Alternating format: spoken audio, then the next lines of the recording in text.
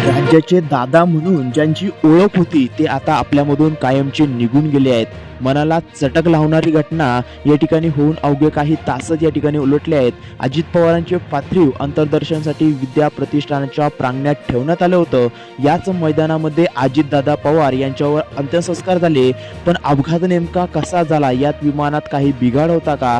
वैमानिकाची काही चूक झाली होती का? की हवामानामुळे हा अपघात झाला? असे अनेक प्रश्न या ठिकाणी लोकांना आता पडलेले आहेत. याबद्दल वेगवेगळ्या शंकाही उपस्थित केल्या जात आहेत. पण नेमकं काय घडलं याची अत्यंत खरोखर आणि तंतोतंत माहिती आता DGCAच्या एका रिपोर्टमधून समोर आली आहे. या रिपोर्टमधून जी काही माहिती आता हाती लागली आहे, जसं की विमानामध्ये नेमकं अजितदादा आणि त्यांचे 3 ते 4 सहकारी विमान अपघात होत असताना काय बोलत होते, कोणाला कॉल केला होता, अपघात होत असताना त्यांची अवस्था काय होती, कशा पद्धतीने ते ओरडत होते, काय अवस्था विमानामध्ये त्यांची झाली होती, सर्व DGCAच्या एका रिपोर्टमधून आज समोर आली आहे. मग आता या माहितीमधून काय समोर आलं आहे ते आपण लगेच जाणून घेणार आहोत, पाहून घेणार आहोत. व्हिडिओच्या माध्यमातून सविस्तर माहिती आपण पाहणार आहोत. तर सकाळी 8:10 अजित पवार विमानामध्ये मधून बारामतीकडे निघाले होते. ठरवलेल्या वेळापत्रकानुसार हे विमान 8:50 पर्यंत बारामती विमानतळापर्यंत ठिकाणी लँड होणार होते. पण लँड होण्याच्या वेळेवरच विमानाचा अपघात कसा होतो, त्यानंतर विमानाचे 4 ते 5 मोठमोठे स्फोट झाले. त्यामुळे मदत मिळायला या ठिकाणी अपघात झाल्यानंतर त्या ठिकाणी वेळ लागला, उशीर झाला. हा अपघात घडल्यानंतर एकच प्रश्न चर्चेत होता, तो म्हणजे अपघात कसा झाला आणि कशामुळे झाला, यामध्ये कोणीही घडून आणला का?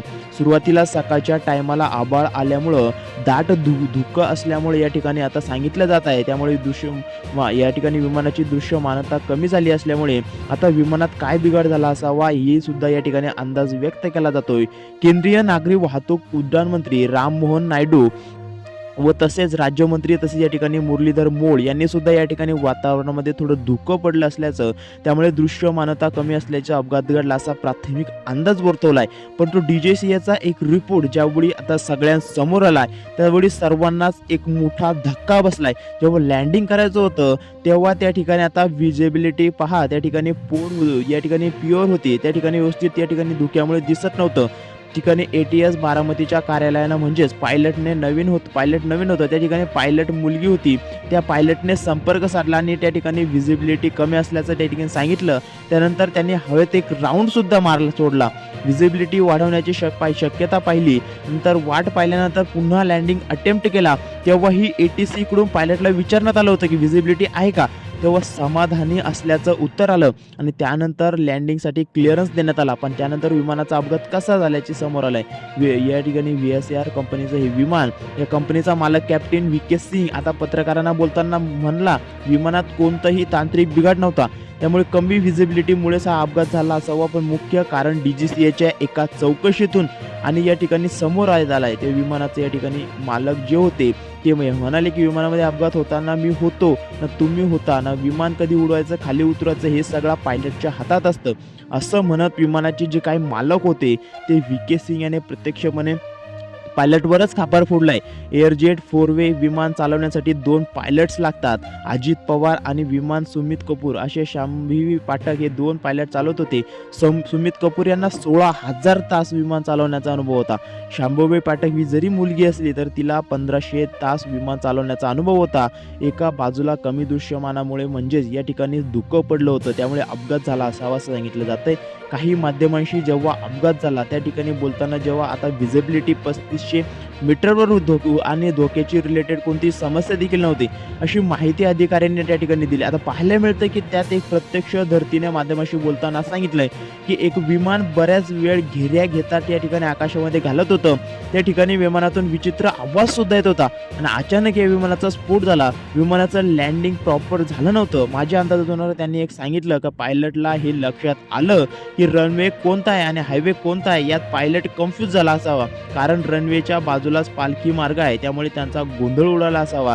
पायलटचं जॅमलिंग झालं असावं. वरून बघताना रनवेचा अंदाज त्यांना आला नसावा अशी शंका प्रत्यक्षदर्शींनी उपस्थित केली. तर काहींनी विमान अपघातात जे CCTV फुटेज समोर आलंय त्याचा आधार घेऊन आता व्हिजिबिलिटी व्यवस्थित करून असा दावा केला आहे. त्याचे VSR कंपनीचे विमान आहे त्याचं शेवटचं सुरक्षा ऑडिट हे फेब्रुवारी 2025च्या मागच्या वर्षी म्हणजे जवळपास 1 वर्ष आधी ऑडिट झालं होतं.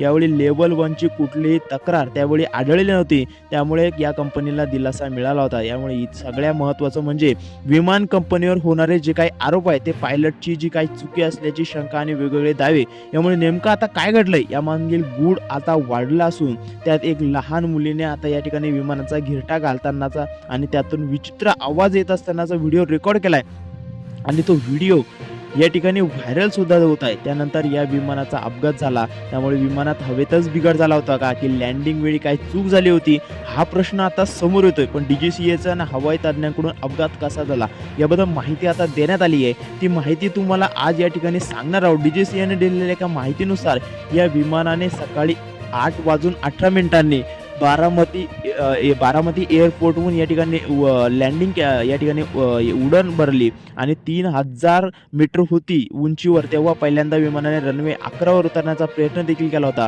पण रनवे स्पष्टपणे दिसत नसल्याने पायलटने गो राऊंड करण्याचा विचार म्हणजे एक फेरी मारून परत लँडिंगसाठी वेळ घेण्याचा निर्णय घेतला. पण काही वेळातच दुसऱ्यांदा लँडिंग अप्रोच करण्यात आलं होतं. पण तेव्हा सुद्धा रनवे व्हिजिबल नव्हता.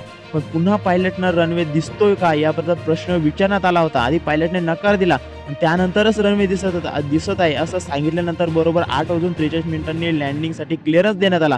पण लँडिंग क्लिअरन्स दिल्यानंतर पायलटकडून रेड या ठिकाणी काहीही मिळाला नाही, ब्रेक मिळाला नाही. पुढच्याच काही मिनिटात आगीचे लोळ दिसले आणि रनवेच्या काही बाजूला विमानात थेट अवशेष या ठिकाणी आढळून आले. विमानाचे 2 तुकडे दिसून आली. ही माहिती DGCAकडून देण्यात आली होती. सोबतच हवाई वाहतूक तज्ज्ञ आणि अनुभवी पायलट्सने याबद्दल महत्त्वाची माहिती देत असताना अपघात नेमका कसा घडला असेल याबद्दल अंदाज व्यक्त केलाय. सोबत अपघाताबद्दलची संपूर्ण चौकशी होऊन नेमकं काय आहे समोर कधी येईल याबद्दल त्याची माहिती दिली आहे. कॅप्टन गौरव जाधव यांनी माध्यमांशी बोलताना अपघाताचे अनेक अंदाज सांगितले. त्यानुसार हे विमान बारामतीमध्ये एअरपोर्टच्या रनवेजवळ उतरलं. बारामती एअरपोर्ट हे बहुतांश वेळोवेळी ट्रेनी पायलटसाठी आणि छोट्या विमानासाठी वापरलं जातं. त्यामुळे इथे इन्स्टिट्यूट लँडिंग सिस्टीम नाही आहे. म्हणजे इथे लँडिंगच्या वेळेस येणाऱ्या आधुनिक सुविधा देखील नाही. इथं मॅन्युअली लँडिंग करावं लागतं म्हणजे तात्पुरतं इमर्जन्सी लँडिंग करावं लागतं. इथल्या नेव्हिगेशन सिस्टीम कमी आहेत. पण असं असलं तरी अजित पवार ज्या लिअर आता 4 या विमानाने प्रवास करत होते त्या विमानाच्या लँडिंगसाठी इथल्या रनवे योग्य होता.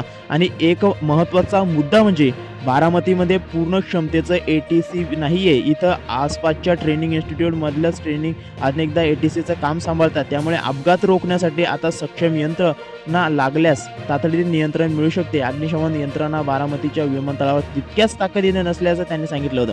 आता ऑटोमॅटिक सिस्टीम नसल्याने आणि इमर्जन्सी सिच्युएशनमध्ये मॅन्युअल लँडिंग करण्याचा असल्या फटका या अपघातावेळी बसल्याचा अंदाज या ठिकाणी आता सांगण्यात आला आहे.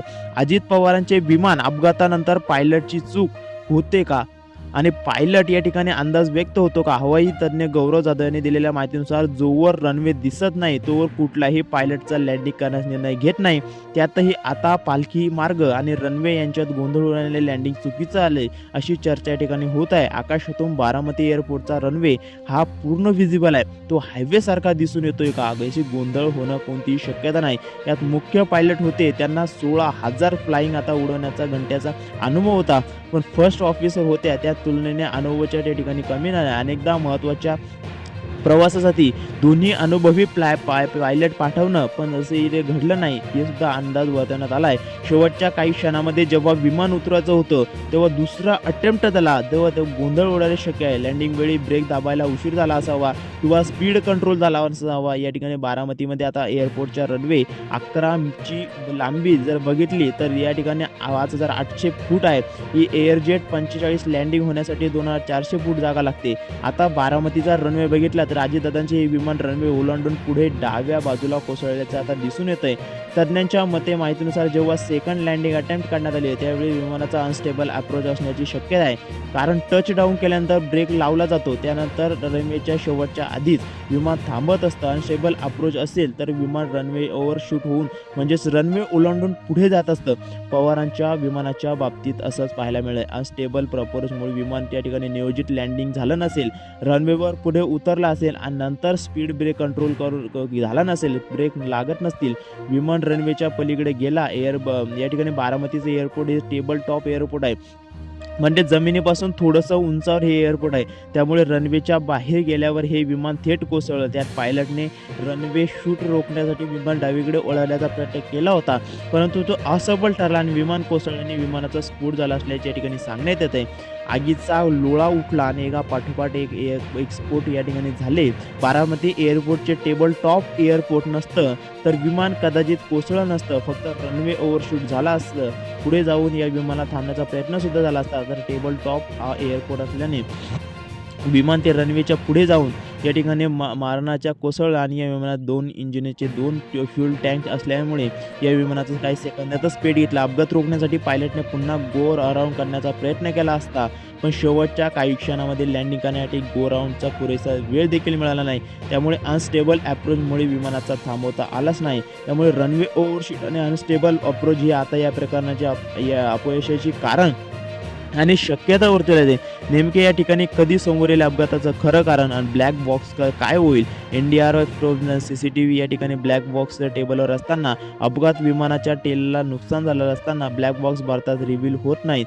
परदेशात नेऊन त्याची माहिती तपासू लागते. त्याआधीच पुढच्या 2 ते 3 महिन्यात DGCAचा रिपोर्ट येईल, पण तो अंतिम अहवाल नसेल. अंतिम अहवाल हा फक्त ब्लॅक बॉक्समध्ये असेल.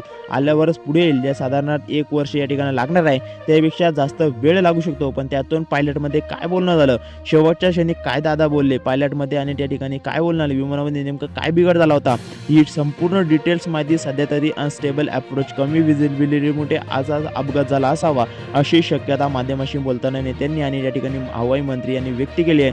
मग आता नक्की काय होईल आणि पुढे पाहूया. तोपर्यंत अशा प्रकारचे व्हिडिओ पाहण्यासाठी आपल्या या चॅनलला लगेच सबस्क्राईब करून ठेवा.